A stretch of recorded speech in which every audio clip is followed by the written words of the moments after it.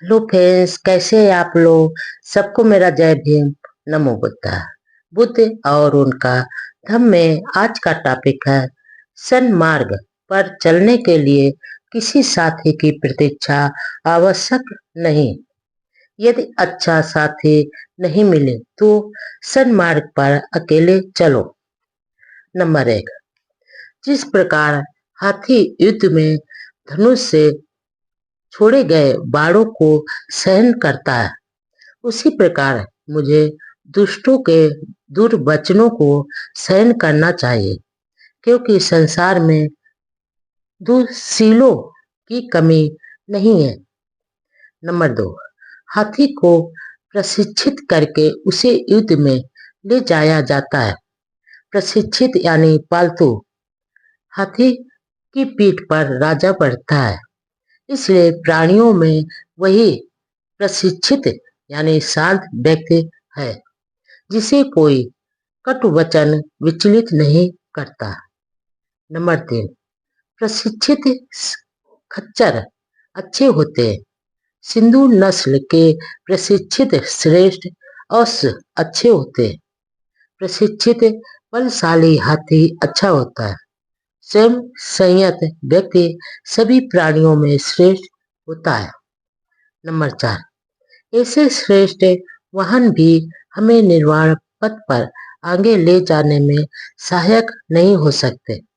हम स्वयं स्वयं निर्भर, स्वयं संयत होकर ही निर्वाण पथ पर अग्रसर हो सकते हैं। नंबर 5। अप्रमाद में रहकर आनंद प्राप्त करो। अपनी स्मृति के प्रति जागरूक रहो। कभी प्रमाद मत करो। स्वयं को कुपथ से हटाकर सुपथ पर लाओ, जैसे हाथी को दलदल से निकाल रहे हो।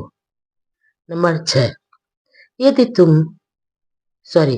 तुम्हें कोई श्रेष्ठ दृढ़ बुद्धिमान साथी मिल जाए तो अपनी सभी चिंताओं को छोड़कर उसके साथ प्रसन्नता पूर्वक विचरण करो।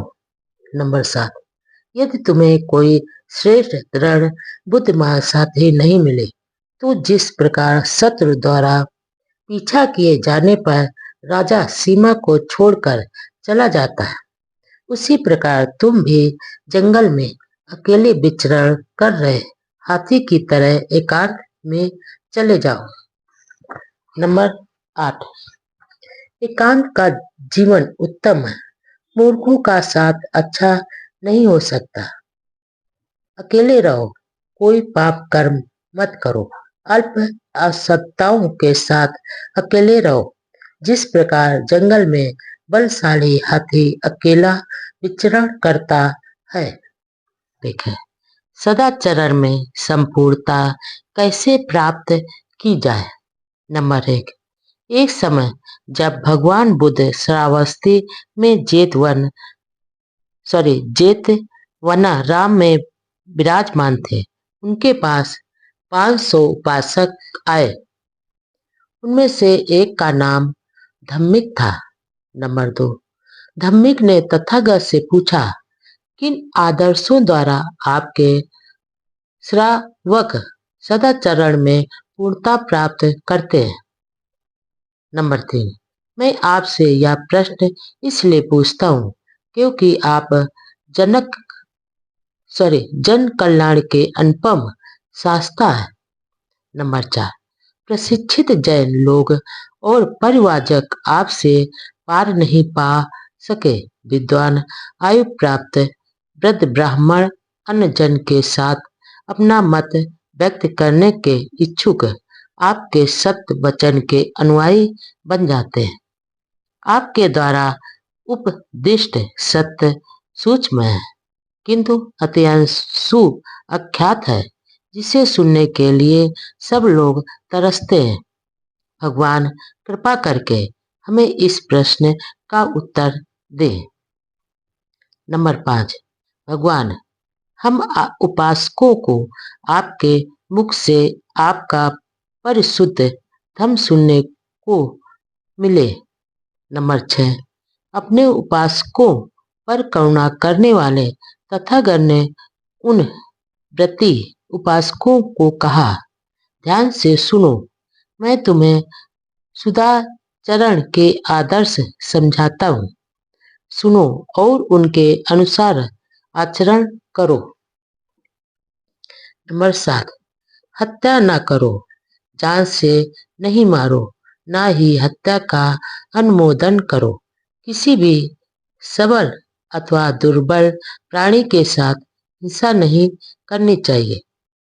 नंबर 8, किसी भी उपासक को जानबूझकर चोरी नहीं करनी चाहिए, ना ही चोरी करानी चाहिए। दूसरे जो कुछ दे बस वही लेना चाहिए। नंबर 9, व्यभिचार को आग के गड्ढे के समान समझकर उससे दूर रहे अथवा स्वयं संयमी न हो। पाने पर किसी विवाहित स्त्री का चरित्र न बिगाड़े। नंबर 10, किसी परिषद में, अदालत में या बातचीत में झूठ न बोले, न किसी को झूठ बोलने के लिए प्रेरित करें अथवा उसका समर्थन करें, असत्य का त्याग करें। नंबर 11, उपासक को चाहिए कि इस नियम का पालन करें, नशीले पदार्थों को ग्रहण न करें, किसी को इसका पान न कराएं, किसी के नशीले पदार्थ पान करने का अनुमोदन न करें। विचार करें कि शराब आदमी को कैसे पागल बनाकर पतन की ओर ले जाती है। नंबर 12, शराब के नशे में उपासक पाप कर बैठते हैं तथा दूसरे प्रमादी उपासकों को पाप में प्रवृत्त करते हैं। इसलिए इस पागल बनाने वाले व्यसन का, इस मूर्खता का, इस मूर्खों के स्वर्ग का परित्याग करें। नंबर 13, प्राणी हिंसा न करे, चोरी न करे, झूठ न बोले, नशीले पेय पदार्थों से दूर रहें, व्यभिचार से विरत रहें तथा रात को विकाल भोजन न करें। नंबर 14, सुगंधियों तथा पुष्पमालाओं आदि का त्याग करें तथा भूमशैया पर सोएं। इस प्रकार सभी उपसत दिनों में यह व्रत ग्रहण करें और पवित्र मन से इस अष्टांगिक व्रत का पालन करें। नंबर 15, प्रातः काल इन व्रतों का पालन करें और शुद्ध श्रद्धा युक्त चित्त से बुद्धिमान बने और भिक्षुओं को यथा सामर्थ्य भोजन तथा पेय पदार्थों का दान करें। नंबर 16, माता पिता की सेवा करें, सदाचरण युक्त धंधा करें। इस प्रकार दृढ़ श्रद्धावान उपासक उच्च पद को प्राप्त करता है। सदाचरण और सांसारिक जिम्मेदारियां। नंबर 1, एक समय जब भगवान बुद्ध राजगृह के उस बेलुवनाराम में विहार कर रहे थे जहां गिलहरियों को दाना चुगाया जाता था, उसी समय बहुत से भिक्षुओं के साथ भंते सारपुत्र दक्षिण की पहाड़ियों में चारका कर रहे थे। नंबर 2, रास्ते में उनकी एक भिक्षु से भेंट हुई जिसने राजगृह में वर्षावास किया था। आपसी अभिवादन और शिष्टाचार के बाद सारपुत्र ने भगवान बुद्ध का कुशल समाचार पूछा। उन्हें बताया गया कि वे अच्छी तरह से हैं और भिक्षु संघ भी कुशल है। सारपुत्र द्वारा राजगृह के तांडुपाल द्वार के धन जन ब्राह्मण का कुशल समाचार पूछे जाने पर उन्हें बताया गया कि वह भी अच्छी तरह से है। नंबर 3, तब सारपुत्र ने उस भिक्षु से प्रश्न किया, और क्या धन जनी ब्राह्मण अप्रमाद पूर्वक रह रहा है? नंबर 4, भिक्षु ने उत्तर दिया, धन जन ब्राह्मण अप्रमाद पूर्वक कैसे रह सकता है? वह ब्राह्मणों और गृहपतियों को मोड़ने के लिए राजा का उपयोग करता है और राजा को मोड़ने के लिए ब्राह्मणों और गृहपतियों का उपयोग करता है। सुशील कुल से आई उसकी सुशील पत्नी भी अब मर चुकी है। उसने अब एक दूसरी पत्नी रख ली है जो ना सुशील कुल से आई है और ना स्वयं ही सुशील है। नंबर 5। भंते सारपुत्र बोले, धन जने के प्रमाद के बारे में या तो सचमुच बहुत बुरा समाचार सुनने को मिला। शायद कहीं किसी समय उससे भेंट हो जाए तो मैं उससे बातचीत करना पसंद करूंगा। नंबर 6। दक्षिण की पहाड़ियों में रह चुकने के बाद सारपुत्र चरखा करते करते राजगृह पहुंचे और क्यों वना राम में ठहरे। नंबर 7। दूसरे दिन प्रातःकाल चिवर पहन और पात्र हाथ में ले सारपुत्र भिक्षाटन के लिए राजगृह में गए। उस समय धनजन ब्राह्मण नगर से बाहर अपनी गायों का दुहा जाना देख रहा था। नंबर 8। भिक्षाटन के पश्चात भोजन कर चुकने के बाद सारपुत्र ने उस ब्राह्मण को ढूंढ लिया। सारपुत्र को आता देख वह ब्राह्मण उन्हें मिलने के लिए आया और बोला कि भोजन से पूर्व यह दूध पीने का समय है। नंबर 9। ब्राह्मण, नहीं, मैंने आज का भोजन कर लिया है और अब माध्य के समय एक वृक्ष की छाया के नीचे विश्राम करूंगा। मुझे मिलने के लिए आप वहां आना। नंबर 10। धनजनी ने स्वीकार किया और स्वयं खाना खा चुकने के बाद सारपुत्र के पास आया और अभिवादन करके बैठ गया। नंबर 11। सारपुत्र ने ही बातचीत आरंभ की। धनजनी, क्या मैं विश्वास करूं कि तुम में अप्रमाद, जिज्ञासा और सदाचरण है? नंबर 12। ऐसा कैसे हो सकता है जब अपने खाने पीने की चिंता करने के अतिरिक्त मुझे अपने माता पिता, पत्नी और परिवार, दास और सेवकों का भरण पोषण करना पड़ता है। अपने परिचितों, मित्रों, रिश्तेदारों और अतिथियों का आतिथ्य करना पड़ता है। अपने मृत पितरों का श्राद्ध भी करना पड़ता है। देवताओं को भी बलि देनी पड़ती है और राजा को भी कर चुकाना पड़ता है। नंबर 13। धनजनी, तुम क्या सोचते हो? मान लो कि एक आदमी ने अपने माता पिता के कारण न्याय और औचित्य का त्याग कर दिया है और दंडित किए जाने पर वह कहे कि माता पिता के कारण ही उसने न्याय और औचित्य का मार्ग छोड़ दिया, इसलिए उसे दंडित न किया जाए।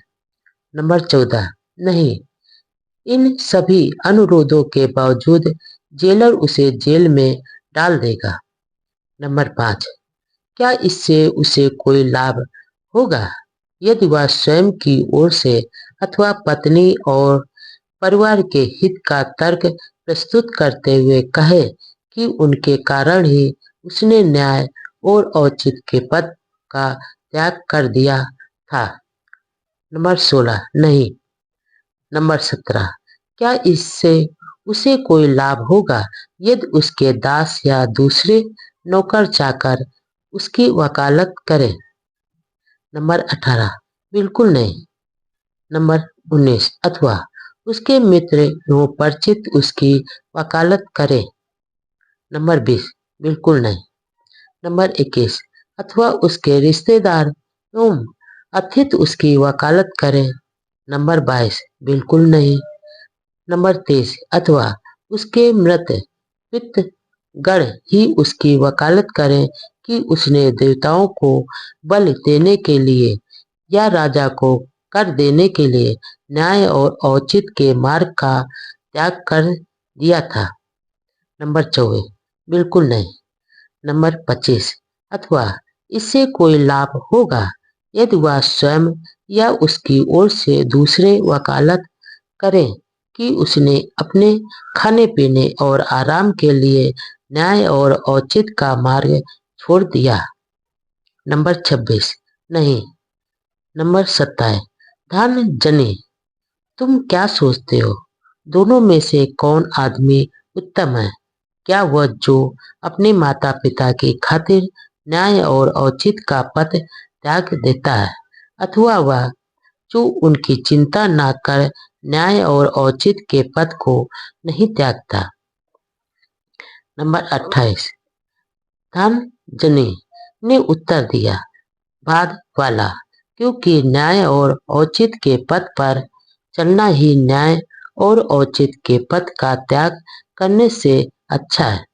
नंबर 29, और फिर धनजनी दूसरे आचरण हैं जो स्वयं में अच्छे हैं, जिनके द्वारा व्यक्ति बिना कुमार्ग पर चले अपने माता पिता का पालन पोषण कर सकता है।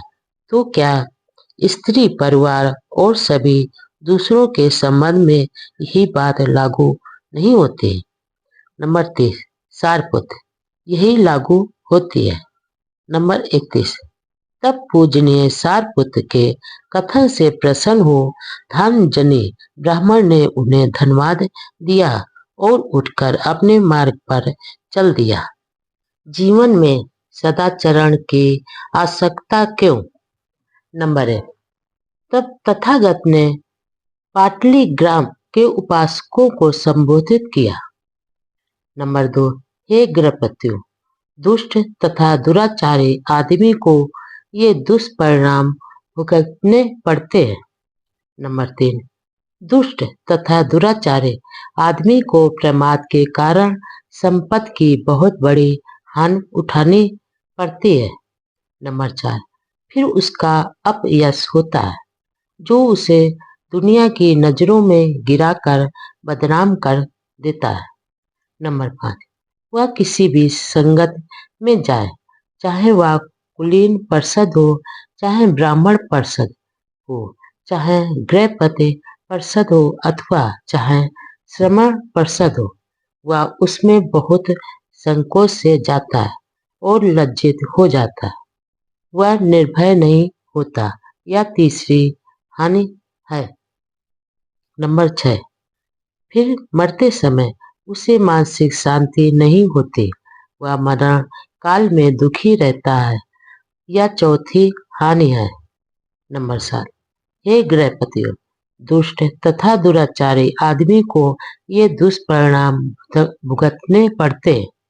नंबर 8, हे गृहपतियों, अब उन लाभों का विचार करो जो सदाचारी तथा गुणवान आदमी को प्राप्त होते हैं। नंबर 9, जो सदाचारी आदमी गुणवान होकर रहता है, उसके पास बहुत संपत्ति हो जाती है और यह उसके अपने प्रयास के कारण होती है।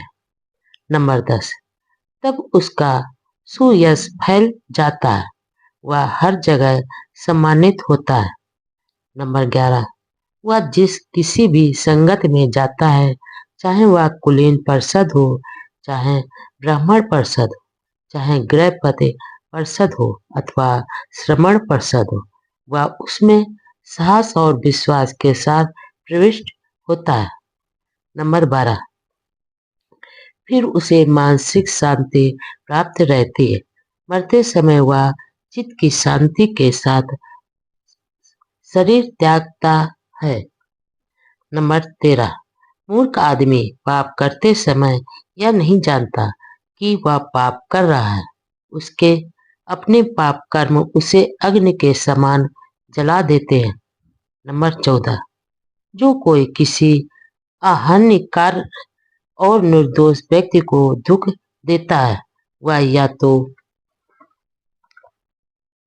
भीषण विनाश को प्राप्त होता है, या उसका चित्त विक्षिप्त हो जाता है, या उसके नातेदारों की हानि होती है, या उसका सभी धन हानि को प्राप्त होता है।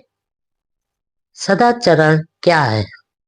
नंबर 1, एक बार जब भगवान बुद्ध कौशल में महान भिक्षु संघ सहित भिक्षा हेतु चरका कर रहे थे, तो वह साला नमक एक ब्राह्मण ग्राम में पहुंचे। यह ग्राम कौशल जनपद में पड़ता था। नंबर 2, साला ग्राम के ब्राह्मण मुखियों ने सुना कि चरका करते हुए भगवान बुद्ध उनके कौशल जनपद में स्थित गांव में आए हैं। नंबर 3, उनको लगा कि भगवान बुद्ध के दर्शनार्थ जाना अच्छा है, इसलिए साला ग्राम के ब्राह्मण भगवान बुद्ध के पास गए और कुशल क्षेम पूछकर एक ओर बैठ गए। नंबर 4, उन्होंने तथागत से प्रार्थना की, कृपया बताएं कि सदाचरण का क्या अर्थ है। नंबर 5, ब्राह्मणों से भगवान बुद्ध ने कहा, शरीर के 3 दुराचरण होते, वाणी के 4 दुराचरण होते और मन के 3 दुराचरण होते। नंबर 6, जहां तक शरीर के दुराचरण की बात है, एक आदमी रक्त रंजित हाथों से शिकारी की तरह हत्यारा होते हुए प्राणियों के प्रति निर्दयी होकर हत्या करता है,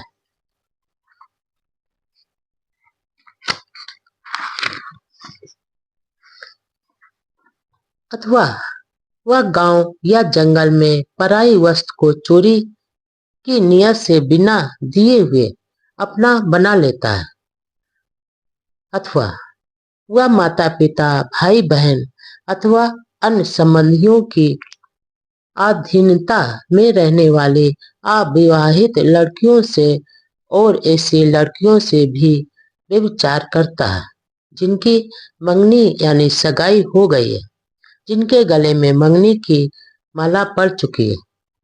नंबर 7, जहां तक वाणी के दुराचरण की बात है, वह झूठ बोलता है जब उसे सभा के सामने या ग्राम पंचायत के सामने या परिवार परिषद के सामने या राजकीय परिषद के सामने या अपनी श्रेणी के सामने साक्षी देने के लिए कहा जाए, तो वह न जानते हुए कहता है कि मैं जानता हूँ, जानता हुआ कहता है कि मैं नहीं जानता हूँ, न देखे हुए कहता है कि मैंने देखा है और देखे हुए भी कहता है कि मैंने नहीं देखा।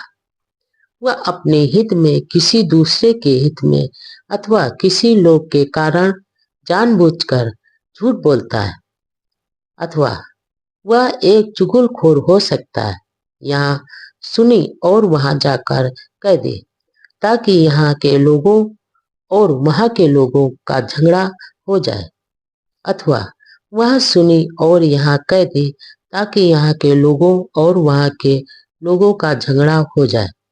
वह शांति को भंग करने वाला और क्रोध पैदा करने वाला होता है। झगड़ा बढ़ाने की नियत से ही वह बोलता है।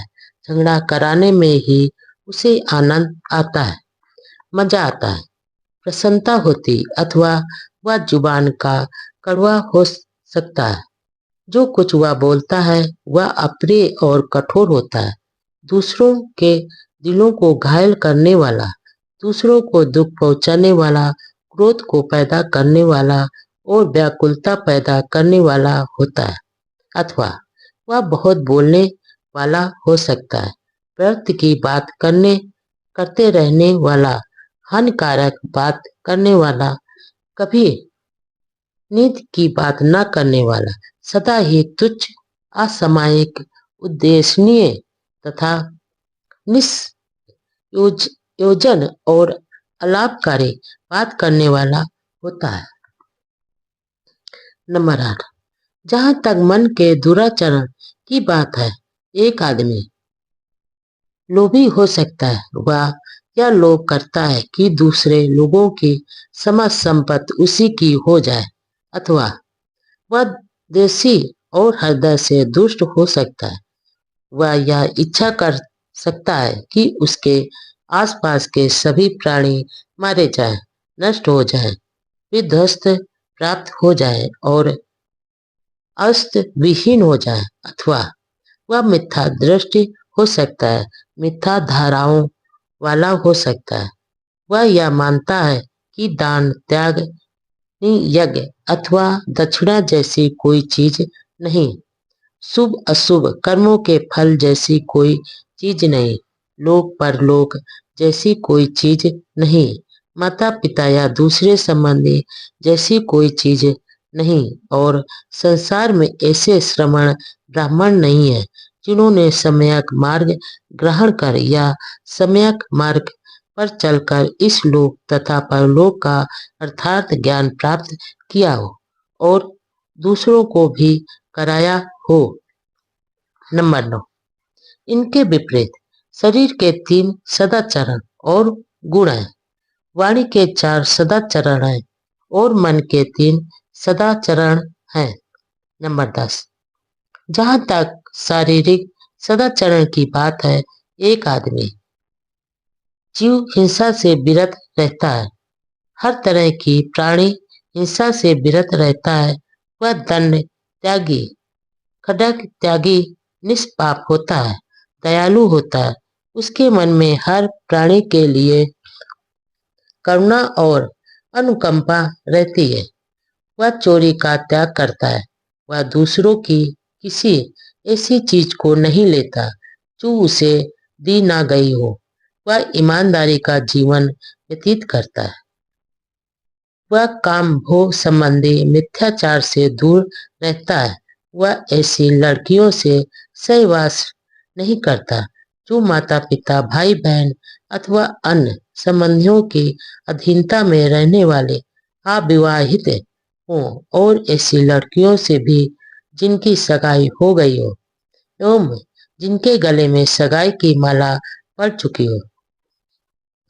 नंबर 10, जहां तक वाणी के सदाचरण की बात है, एक आदमी झूठ का त्याग करता है, झूठे से विरत रहता है, जब उसे सभा के सामने या ग्राम पंचायत के सामने या परिवार परिषद के सामने या राजकीय परिषद के सामने या अपने संघ के सामने साक्षी देने के लिए कहा जाता है, तो वह न जानते हुए कहता है कि मैं नहीं जानता हूँ, जानते हुए कहता है कि मैं जानता हूँ, नहीं देखा होता तो कहता है कि मैंने नहीं देखा, देखा हो तो कहता है कि मैंने देखा है। वह अपने हित में या दूसरे लोगों के हित में अथवा किसी तुच्छ लाभ के कारण जानबूझकर झूठ नहीं बोलता, वह झूठी निंदा नहीं करता, वह महासुनी को यहाँ नहीं कहता जिससे वहाँ के लोगों और यहाँ के लोगों में झगड़ा हो जाए, सौहार्द को बढ़ाने वाला और मैत्री को स्थापित करने वाला होता है, शांति स्थापित करने के उद्देश्य से ही वह बोलता है, मेल मिलाप कराने में ही उसे आनंद आता है, प्रसन्नता होती और हर्ष होता है, उसकी बाड़ी में कड़वाहट नहीं होती और वह कटु बात से दूर रहता है, जो कुछ भी वह बोलता है उसमें कटुता नहीं होती, आनंद होता है, मैत्री होती है, निश्चलता होती है, उसमें शिष्टता होती है, वह स्वीकार करने योग्य होता है और उसका सभी स्वागत करते हैं, वह गप मारने वाला नहीं होता, वह गप से दूर रहता है, समय अनुसार सत्य के अनुरूप बोलता है, जो सदा लाभकारी होता है, सिद्धांत के अनुसार होता है, ऐसी बात बोलता है जो समय अनुकूल हो, ऐसी बात जो याद रहे, ऐसी बात जो ज्ञान से भरी हो, ऐसी बात जो ठीक से कही गई हो तथा ऐसी बात जो हितकर हो। नंबर 12, जहां तक विचारों में सदाचरण की बात है, वह आदमी लोभ से रिक्त होता है, वह कभी यह नहीं चाहता कि दूसरे लोगों की सारी संपत्ति पर उसका अपना अधिकार हो जाए, वह कभी अपने मन में द्वेष अथवा दुष्टता को स्थान नहीं देता, उसकी यही इच्छा रहती है कि उसके आसपास के सभी प्राणी शांति और सुख के साथ रहे, सुरक्षित रहे, हर प्रकार की शत्रुता और अत्याचार से बचे रहे। उसका दृष्टिकोण सम्यक होता है तथा उसके संकल्प और धारणाएं भी ठीक होती है। नंबर 13, हे ब्राह्मणों, सदाचरण तथा दुराचरण से मेरा यही अभिप्राय है। नंबर 1, एक बार जब भगवान बुद्ध श्रावस्ती के जेतवनराम में विहार कर रहे थे तो उन्होंने गृहपतियों को संबोधित किया। नंबर 2, गृहपतियों, पवित्र और सुखी जीवन के लिए शुभ संकल्पों का पालन करने की नितांत आवश्यकता है। नंबर 3, मैं तुम्हें बताता हूँ कि तुम्हारे शुभ संकल्प कैसे होने चाहिए। नंबर 4, संकल्प लो कि मैं जीवन भर अपने माता पिता का सहारा बना रहूं। मैं अपने कुल के मुखिया का सदा आदर करता रहूं। मेरी वाणी मधुर हो। मैं किसी के बारे में भी बुरा ना कहूं। मैं घर में उदारशील, निर्मल, दान देने में प्रसन्न रहकर जो कुछ मेरे पास हो उसे दूसरों में भी बांटो। नंबर 5, मैं जीवन पर्यंत इच्छा रहित रहूं और यदि मुझ में क्रोध पैदा हो तो मैं तुरंत उस पर संयम पालूं। नंबर 6, गृहपतियों, ये 7 संकल्प हैं जिन्हें अपनाने और पालन करने से तुम सुख और पवित्रता की स्थिति प्राप्त कर सकोगे। शुभ कर्म करने की आवश्यकता क्या? कुशल कर्मों के आनंदमयी फल। नंबर 1, एक अवसर पर भगवान बुद्ध ने भिक्षुओं को इस प्रकार संबोधित किया। नंबर 2, भिक्षुओं, कुशल कर्म करने से मत डरो। यह कुशल कर्म ही सुख का दूसरा नाम है, जिसकी हम इच्छा करते हैं, जो प्रिय है, जो आनंददायी है। भिक्षुओं, मैं स्वयं साक्षी हूँ कि मैंने स्वयं चिरकाल तक शुभ कर्मों से इच्छित प्रिय तथा आनंददायी फल का उपयोग किया है। नंबर 3, मैं प्रायः अपने आप से पूछता हूँ कि यह किस कुशल कर्म का फल है, यह किस कुशल कर्म का परिणाम है कि मैं इस समय इतना प्रसन्न और सुखी हूँ। नंबर 4, जो उत्तर मुझे मिलता है वह यह है कि यह 3 कुशल कर्मों का फल है। यह दान, शील तथा स्वयं के संयम जैसे 3 कुशल कर्मों का ही फल है। नंबर 5, वह मंगल, आनंदमय, सुख भरा, धन और अच्छा दिन होता है। शुभ समय होता है जब दान के योग व्यक्ति को दान दिया जाता है, जब शुभ कर्म, शुभ वचन तथा शुभ विचारों, शुभ आकांक्षाओं के परिणाम स्वरूप ऐसे अभ्यास करने वालों को शुभ फल की प्राप्ति होती है। नंबर 6, धन्य है वे लोग जिन्हें इस लाभ की प्राप्ति होती है, समृद्धि की प्राप्ति होती है। इसी प्रकार तुम भी अपने सारे सगे संबंधियों सहित रोग से मुक्त रहकर समृद्धि को प्राप्त करो। मनुष्य न्यायी व सज्जन व्यक्ति कौन? नंबर 1, भिक्षुओं को संबोधित करते हुए भगवान बुद्ध ने कहा, 4 प्रकार के लोग होते हैं जिनका भेद तुम्हें जानना चाहिए। यदि तुम पहचान करना चाहते हो कि कौन न्याय प्रिय है और कौन सच्चरित। नंबर 2, भिक्षुओं, कुछ लोग ऐसे होते हैं जो केवल अपनी भलाई करने के लिए प्रयास करते हैं, दूसरों के लिए नहीं।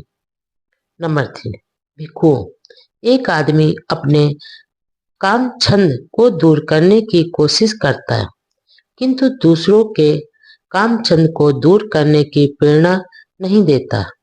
अपनी दुर्भावना को दूर करने का प्रयास करता है, किंतु दूसरों की दुर्भावना को दूर करने की प्रेरणा नहीं देता। अपनी अविद्या को दूर करने का प्रयास करता है, किंतु दूसरों की अविद्या को दूर करने की प्रेरणा नहीं देता। नंबर 4, भिक्षुक। एक आदमी वास्तव में अपनी भलाई के लिए ही प्रयत्नशील रहता है, किंतु दूसरों की भलाई के लिए नहीं। नंबर 5, भिक्षुक एक वर्ग ऐसे लोगों का होता है जो दूसरों की भलाई करने में ही लगे रहते हैं, अपनी भलाई में नहीं। नंबर 6, भिक्षुक। एक आदमी अपने काम छंद यानी काम वासना, व्यापाद तथा अविद्या को दूर करने की कोशिश नहीं करता, किंतु दूसरों को काम छंद, व्यापाद तथा अविद्या दूर करने का उपदेश देता है। नंबर 7, भिक्षुक। एक आदमी वास्तव में दूसरों की भलाई करने में लगा रहता है, अपनी नहीं। नंबर 8, भिक्षुक। एक वर्ग ऐसे लोगों का होता है जो ना अपनी भलाई करने की कोशिश करता है और ना दूसरों की ही भलाई करने की कोशिश करता है।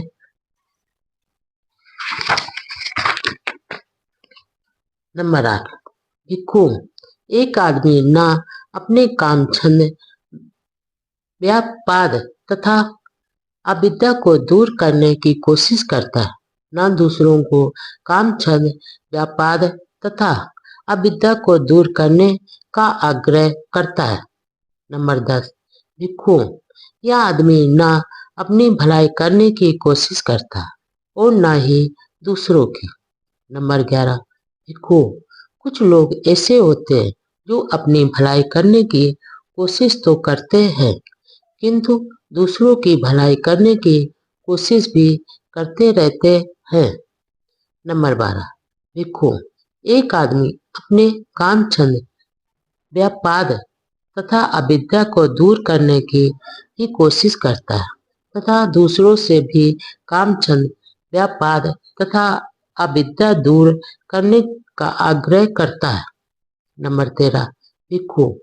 ऐसा आदमी अपनी भलाई करने की भी कोशिश करता है तथा दूसरों की भलाई करने की भी कोशिश करता है।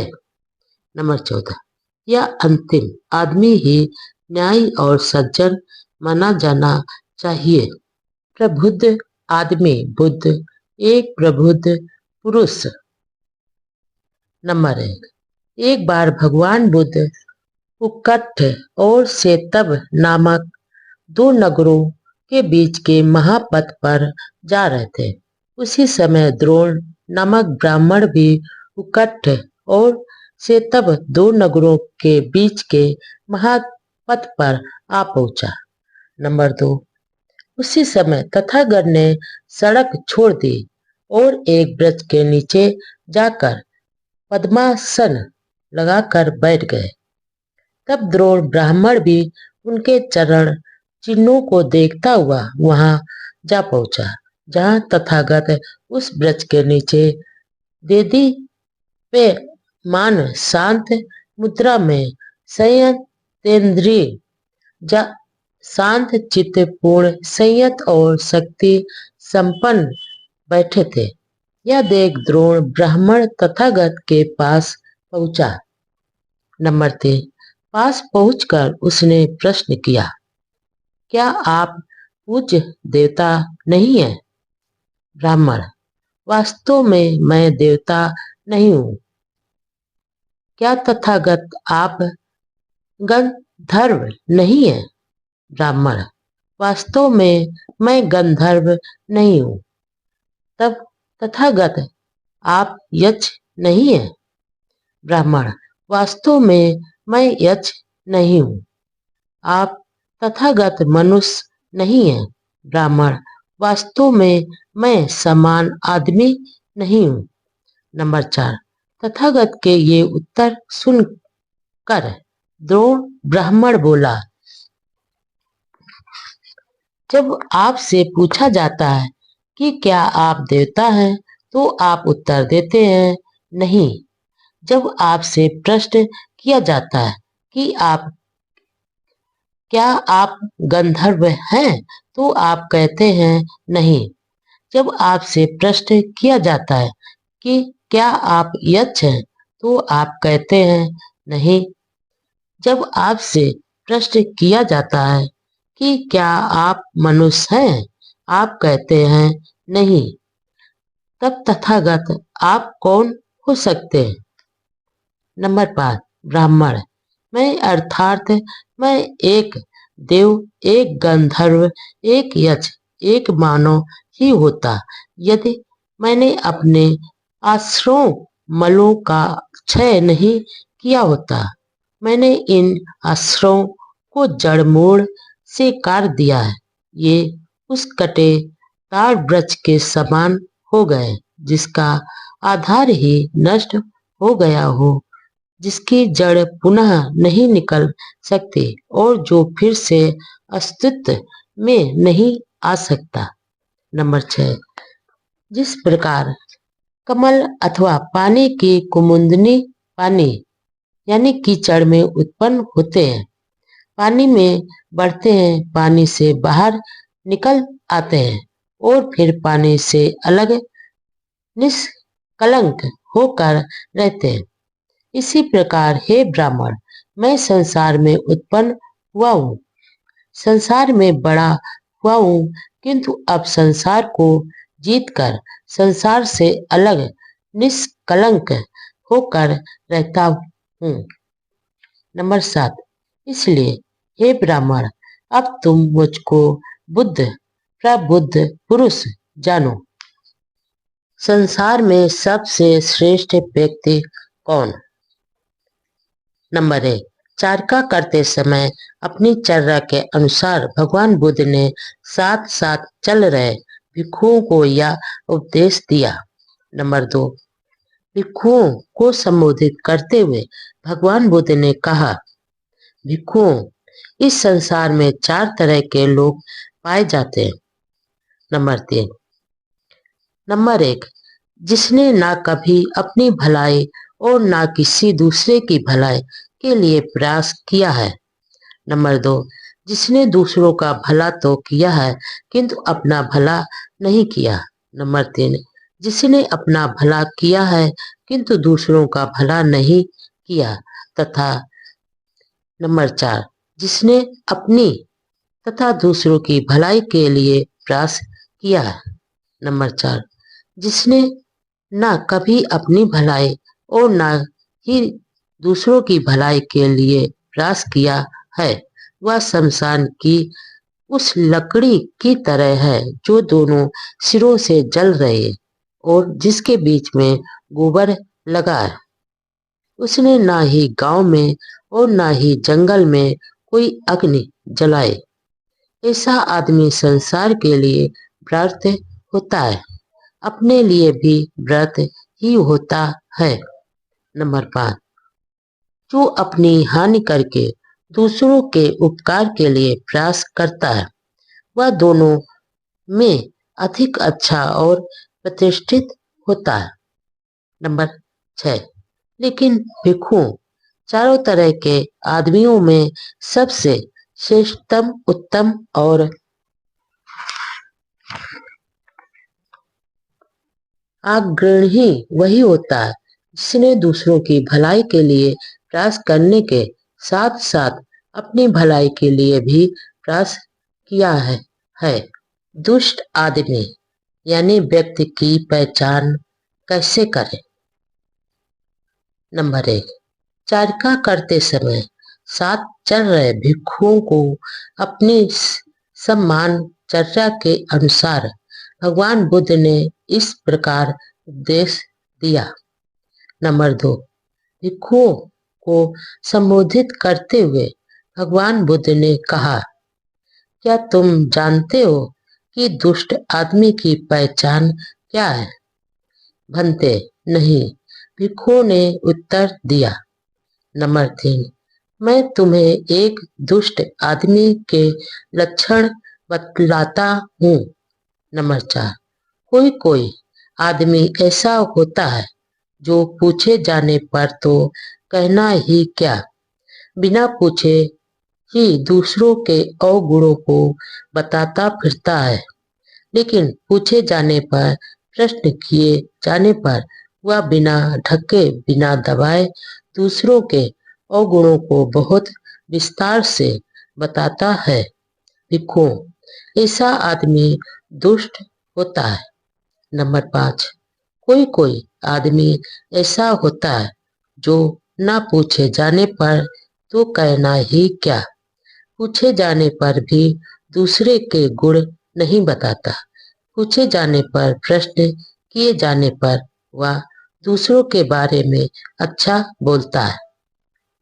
नंबर 6, कोई कोई आदमी ऐसा होता है जो ना पूछे जाने पर तो कहना ही क्या, पूछे जाने पर भी अपने अवगुण प्रकट नहीं करता, पूछे जाने पर, प्रश्न किए जाने पर ही वह अपने अवगुण प्रकट करता है, लेकिन उन्हें ढकता है और छिपाता है और उनका पूरा ब्यौरा नहीं बताता। भिक्षु, ऐसा आदमी दुष्ट आदमी होता है। नंबर 7, भिक्षु, कोई कोई आदमी ऐसा होता है जो पूछे जाने की तो बात ही क्या, बिना पूछे जाने पर भी अपने गुणों को प्रकट करता है, पूछे जाने पर वह बिना ढके बिना छिपाए और विस्तार में अपने सद्गुणों का वर्णन करता है। भिक्षु, ऐसा आदमी दुष्ट आदमी होता है। आदमी का पतन कैसे होता है? नंबर 1, एक बार भगवान बुद्ध श्रावस्ती के निकट अनाथ पिंडक के जेतवन राम में विहार कर रहे थे। नंबर 2, अर्धरात्रि बीतने पर एक देवता अपने प्रकाश से जेतवन को आलोकित कर तथागत के पास आया और पास आकर श्रद्धा पूर्वक अभिवादन करके एक ओर खड़ा हो गया। इस प्रकार खड़े उसने तथागत से निवेदन किया। नंबर 3, तथागत, मैं आपकी सेवा में प्रश्न पूछने के लिए उपस्थित हुआ हूँ। कृपया बताएं कि आदमी का पतन कैसे होता है। भगवान बुद्ध ने आदमी के पतन के कारणों का वर्णन करना स्वीकार किया।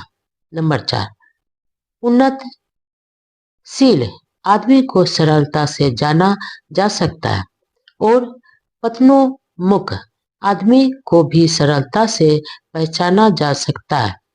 धम्म से प्रेम करने वाले की उन्नति होती है, धम्म से द्वेष करने वाले का पतन होता है। नंबर 5, असत पुरुष उसे अच्छे लगते हैं, सत्पुरुष में उसे कुछ भी अच्छा नहीं लगता, वह असत पुरुषों के धर्म को पसंद करता है, यह उसके पतन का दूसरा कारण है। नंबर 6, वह निर्दयलु होता है, उसे वही समाज यानी लोग अच्छे लगते हैं जो परिश्रमी नहीं होते, सुस्त होते हैं और क्रोध प्रदर्शित करते हैं, यह उसके पतन का तीसरा कारण है। नंबर 7, धनी और समर्थ होकर भी अपने वृद्ध माता पिता का पालन पोषण नहीं करता, यह उसके पतन का चौथा कारण है। नंबर 8, जो झूठ बोलकर किसी भले आदमी, ब्राह्मण अथवा श्रमण को या किसी साधु को धोखा देता है, यह उसके पतन का पांचवा कारण है। नंबर 9, जो बहुत संपत्ति का स्वामी होता है, जिसके पास बहुत धन धान्य होता है, लेकिन जो अकेला ही उसका आनंद भोगता है, यह उसके पतन का छठा कारण है। नंबर 10, जो आदमी अपनी जात यानी जन्म, धन या गोत्र पर अभिमान करता है और अपने संबंधियों का तिरस्कार करता है, या उसके पतन का 7वां कारण है। नंबर 11, जो आदमी विलासी है, शराबी है, जुआरी है और उसके पास जो कुछ है उसका अपव्यय करता है और लुटाता है, या उसके पतन का 8वां कारण है। नंबर 12, जो अपनी पत्नी से संतुष्ट न रहकर वेश्याओं पर तथा स्त्रियों के पास जाता है, या उसके पतन का 9वां कारण है। नंबर 13, जब वृद्ध व्यक्ति नव युवती को घर ले आता है तो उसकी ईर्ष्या के कारण वह चैन से नहीं सो सकता, या उसके पतन का 10वां कारण है। नंबर 14, जो किसी असहमी फिजूल खर्च स्त्री अथवा आदमी को अपनी संपत्ति का अधिकारी बना देता है, या उसके पतन का 11वां कारण है।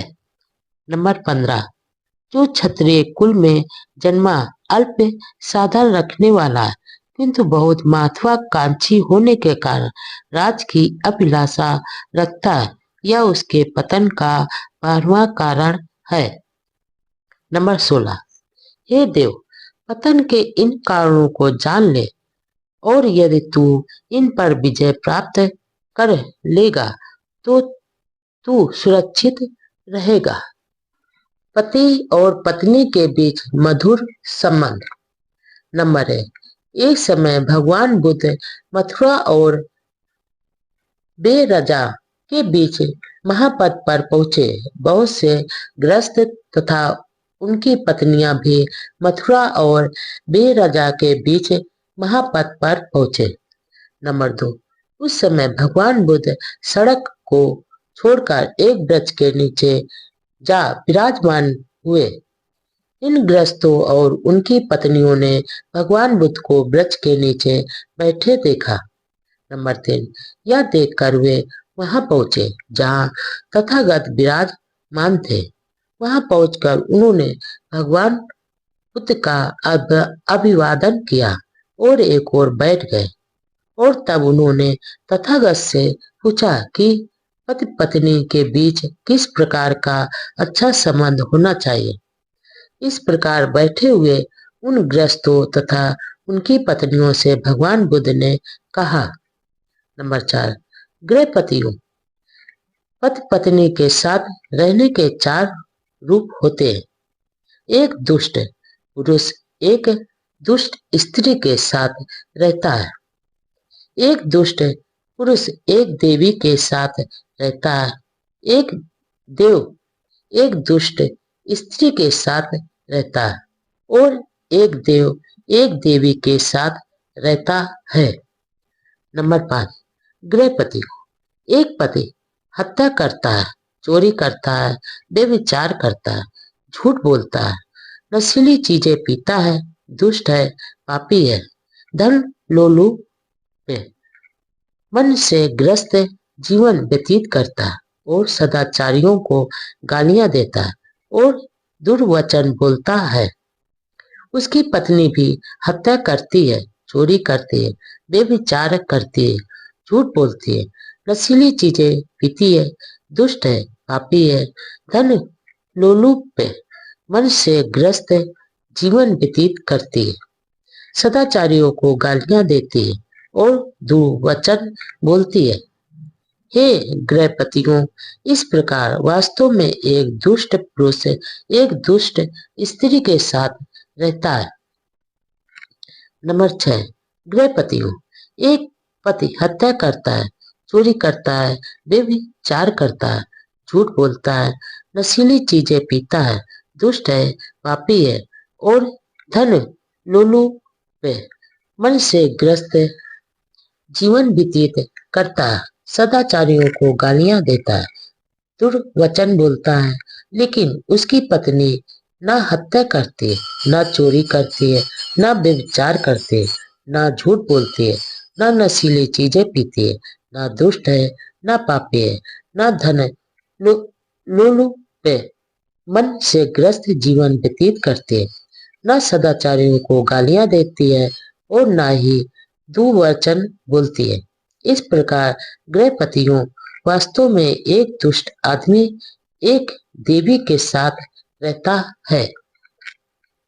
नंबर 7, गृहपतियों।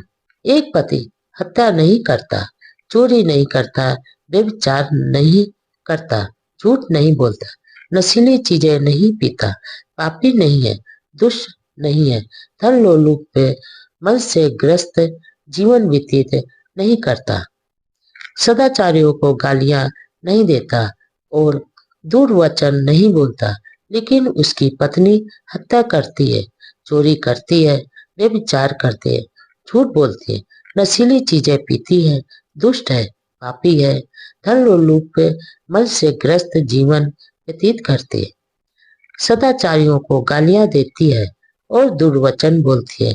इस प्रकार गृहपतियों वास्तव में एक देवता पुरुष एक दुष्ट स्त्री के साथ रहता है। नंबर 8, गृहपतियों।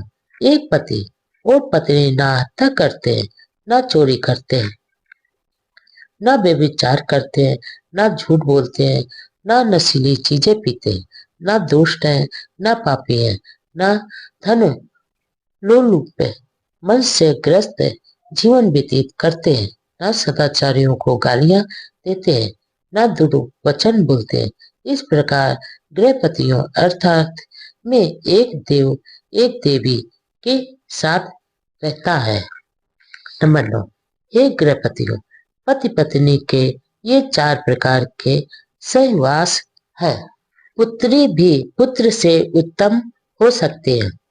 नंबर 1, एक बार जब भगवान बुद्ध सावस्ती में ठहरे हुए थे, कौशल राज बसे नदी उनके दर्शन को आए। नंबर 2, जिस समय कौशल राज बसे नदी भगवान बुद्ध से बातचीत कर रहे थे, राजमहल से एक दूत आया और उसने राजा के पास पहुंचकर उनके कान में सूचना दी कि मल्लिका ने एक पुत्री को जन्म दिया है। नंबर 3, राजा बहुत उदास और खिन्न मन हो गया। भगवान बुद्ध ने राजा से उसकी उदासी का कारण पूछा। नंबर 4, राजा ने उत्तर दिया कि उसे अभी भी एक दुखदायी समाचार मिला है कि रानी ने एक पुत्री को जन्म दिया है। नंबर 5, इस पर भगवान बुद्ध ने विवेकशीलता से उस बारे में कहा, महाराज, यह हो सकता है कि पुत्री एक पुत्र से कहीं अधिक उत्तम संतान सिद्ध हो। वह बड़ी होकर बुद्धिमती हो, सुशील हो और उसकी सास को एक सच्ची और आदर करने वाली बहू प्राप्त हो। नंबर 6, हो सकता है कि जिस पुत्र को वह जन्म दे वह महान कार्य करे, विशाल साम्राज्य का शासक हो। ऐसी श्रेष्ठ पत्नी का पुत्र अपने देश का मार्गदर्शक बन जाए। तथागत की देशनाएं, ग्रस्तों के लिए धम्मोपदेश, ग्रस्त जीवन के सुख का रहस्य। नंबर 1, एक बार अनाथ पिंडक वहां आए जहां भगवान बुद्ध विराजमान थे। बुद्ध का अभिवादन करके वह एक ओर बैठ गए। नंबर 2, अनाथ पिंडक यह जानने की इच्छुक थे कि गृहस्थ कैसे सुखी रह सकता है। नंबर 3, इसलिए अनाथ पिंडक ने भगवान बुद्ध से प्रार्थना की कि वे उसे गृहस्थ जीवन के सुख का रहस्य समझाएं। नंबर 4, भगवान बुद्ध ने कहा कि पहला सुख तो संपत्ति के स्वामित्व का होता है। एक गृहस्थ के पास संपत्ति होती है जिसे वह बहुत परिश्रम से, बाहुबल से, पसीना बहाकर, ईमानदारी एवं न्यायसंगत ढंग से एकत्र करता है। यह सोचकर उसे प्रसन्नता होती है कि उसके पास ईमानदारी से अर्जित धन है। नंबर 5, दूसरा संपत्ति के भोगने का सुख। एक गृहस्थ के पास बहुत परिश्रम से, बाहुबल से, पसीना बहाकर, ईमानदार से कमाया हुआ धन होता है जिसका वह भोग करता है या पूर्ण कर्म करता है। इस प्रकार यह सोचकर उसे प्रसन्नता होती है कि वह ईमानदारी से अर्जित अपने धन से पूर्ण कर्म कर रहा है। नंबर 6, तीसरा सुख ऋण से मुक्त होने का है। जिस ग्रस्त को किसी का कम या अधिक ऋण नहीं देना होता, उसे यह सोचकर प्रसन्नता होती है कि उसे किसी का भी कुछ देना नहीं है। नंबर 7, चौथा सुख दोष मुक्त होने का है। एक ग्रस्त शारीरिक कर्म से दोष रहित होता है, वाणी से तथा विचार से दोष रहित होता है, उसे दोष रहित होने की प्रसन्नता होती है। नंबर 8, अनाथ पिंडक। वास्तव में ये 4 प्रकार के सुख ऐसे हैं जिनके लिए यदि एक ग्रस्त प्रयत्नशील रहे तो वह उन्हें सतत प्राप्त करता रहता है।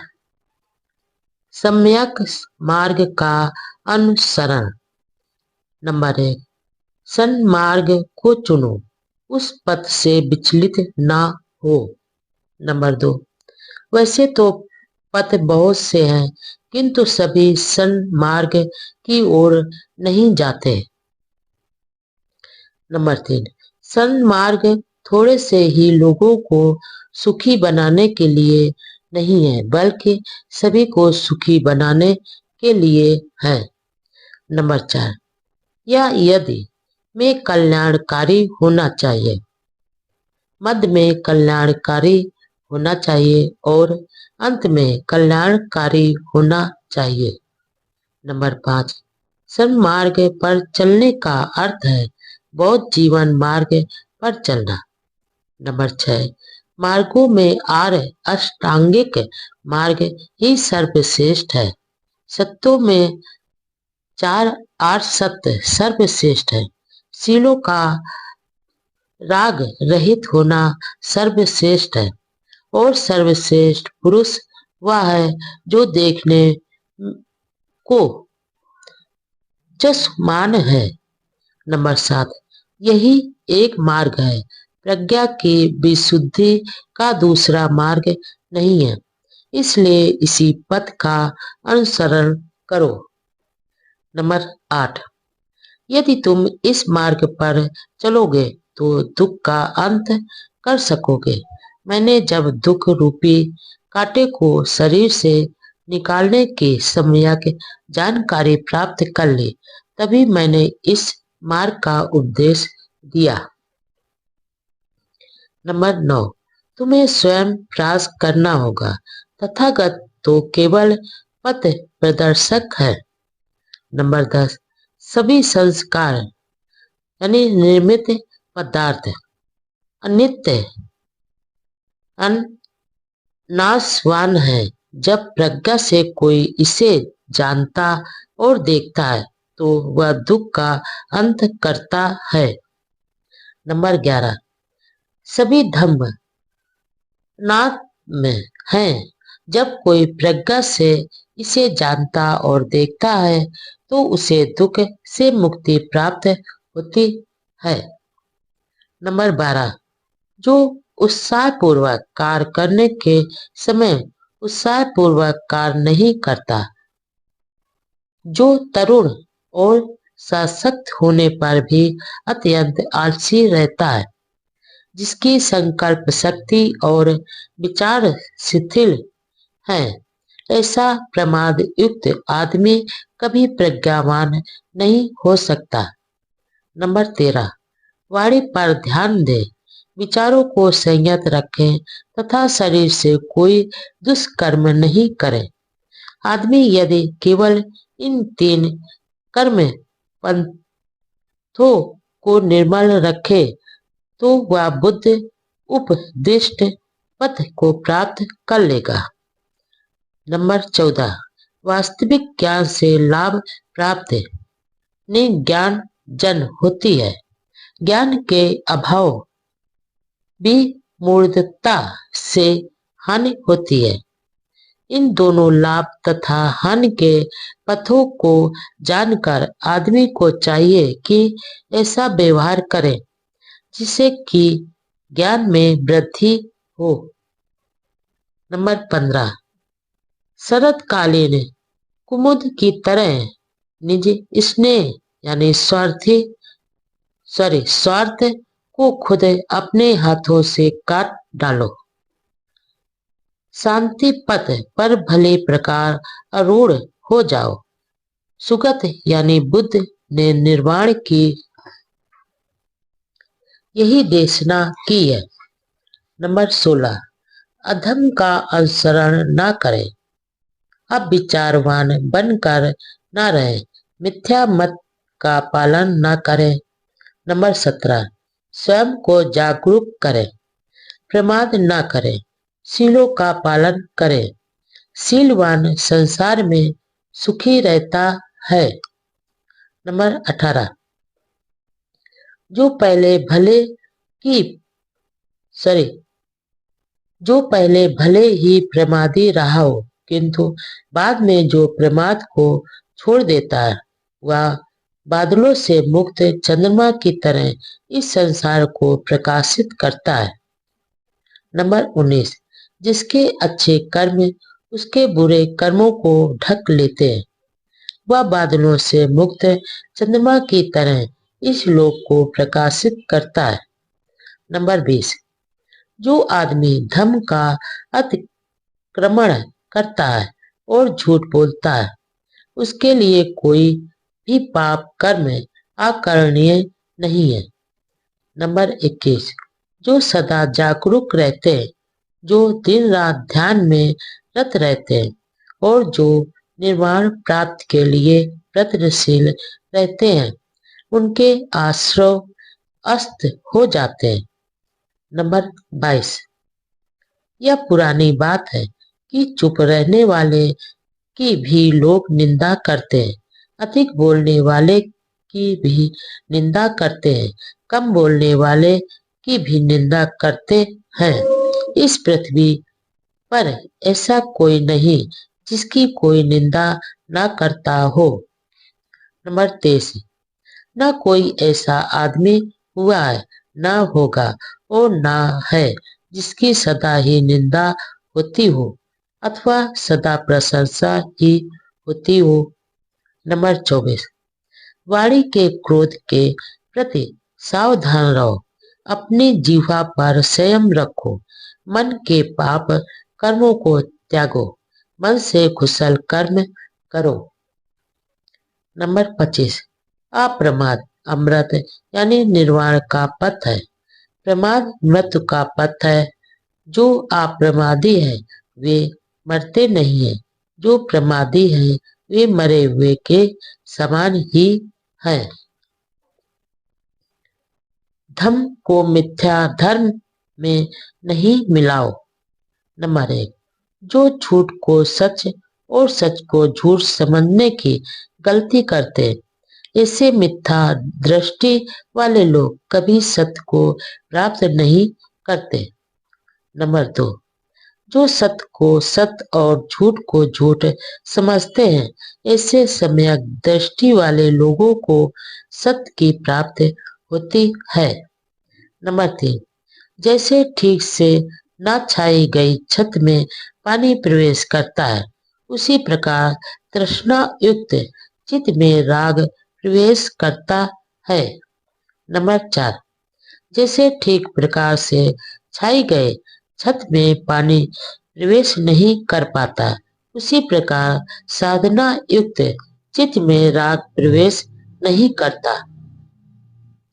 नंबर 5, जागरूक बनो, प्रमादी मत बनो, सन्मार्ग पर चलो। जो सन्मार्ग पर चलता है वह इस लोक में और परलोक में सुख पूर्वक रहता है।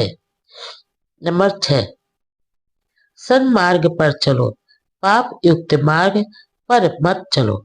जो सन्मार्ग पर चलता है वह इस लोक और परलोक में सुख पूर्वक रहता है। सत्य करता, उत्सुकता और साहस। नंबर 1, जागरूक रहकर बुद्धिमान आदमी अविद्या को हटाकर प्रज्ञा रूपी प्रसाद पर चढ़कर शोकग्रस्त मानव जाति को ऐसे देखता है जैसे कोई पर्वत शिखर से बुद्धिमान आदमी नीचे घाटी में मूर्खों को देखता है। नंबर 2, प्रमादियों के बीच अप्रमादी, सोते हुओं के बीच जागरूक ऐसे आगे बढ़ जाता है जैसे शीघ्र गामी अश्व दुर्बल घोड़े को पछाड़कर आगे बढ़ जाता है। नंबर 3, प्रमाद में मत पड़ो, काम भोगों में मत फंसो, अप्रमादी ही धन लाभ करता है।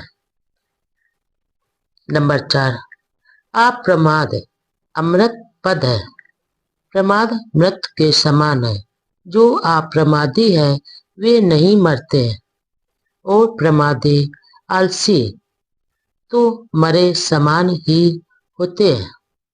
नंबर 5, अपने जीवन के उद्देश्य को दूसरे के बड़े अर्थ के लिए भी ना छोड़ो। जब एक बार अपना उद्देश्य स्पष्ट हो जाए तो उसे दृढ़ता पूर्वक पकड़कर आगे बढ़ जाओ। नंबर 6, अप्रमादी बनो, प्रमाद को दूर भगाओ, सत्पथ पर चलो। जो आदमी सत्पथ पर चलता है वह संसार में सुखपूर्वक रहता है। नंबर 7, प्रमाद एक कलंक है, सतत प्रमाद एक काला धब्बा है। निरंतर प्रयास और प्रज्ञा की सहायता से प्रमाद रूपी विषैले तीर को निकाल कर बाहर करो।